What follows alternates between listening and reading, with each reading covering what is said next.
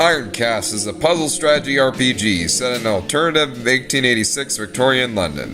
You control one of 4 characters and a selected mech to wage war on the opposing faction and ensure the safety of the city of London. There's a background lore to explain why you're a steampunk soldier riding a giant mech called an Ironcast, but there's nothing to write home about. The setting could have created a fantastic original war story, but the game makes itself clear of where its focus is aimed towards, and the setting just ends up being just a setting, and the dialogue only serves a purpose to explain what your objective is. This is barely an issue considering how well the rest of the game was put together, with its flawless steampunk presentation. You have 9 days to prepare yourself for a tough boss fight by taking on one of 3 randomly generated missions, 1 day at a time, with a selection of an Ironcast that suits your strategic playstyle. The missions range from defeating one or a group of enemies under a turn limit, to defending yourself for a certain amount of waves, dialogue-based scenarios, etc. Completing these tasks will increase your war effort, which can decrease the health of the boss encounters. They can also give you traditional XP and gold, which can be used on one upgrade and perk, or repairing your vehicle in the hub lobby. The greater your war effort is, the easier the boss encounters will be. Ironcast shouldn't really be classified as easy, as the challenge will quickly soar through the skies and guarantee of permanent death should be monitored at all costs. The game describes itself as a steampunk puzzle quest meets FDL. From my lengthy experience with the game, they're exactly spot on with that description.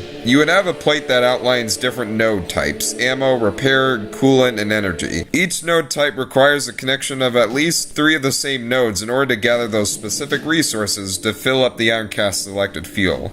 Ammo is used to fire primary and secondary weapons. Repair is used to fix damaged or broken mech parts. Coolant is used to fuel your primary and secondary weapons and defenses. Though spend too much coolant and you'll overheat your machine, while being more vulnerable to your opponent. The game isn't simply about lining up as many chains as possible, or else you can increase the chance where your plate will come up scrambled, and you'll struggle harder on trying to keep up with your resources. You have 3 tries per turn to decide on what's more important to you, and then use that fuel to select one of 4 Ironcast parts, for as long as you have the required fuel to activate them, and you keep in mind that your coolant must not deplete. The weapons that you attach to your mech will act differently upon combating your foes. An AoE weapon is best for a scatter blast on random enemy parts, while an energy weapon is best for piercing through enemy shields. Like FDL, the game revolves around deciding what's most important to you, whether that be combating your foes or buying 1 upgrade per mission. Enemy AI is extremely intelligent, always reacting to your decisions on the best of their abilities. What will make your situation worse is when one of your mech parts gets destroyed.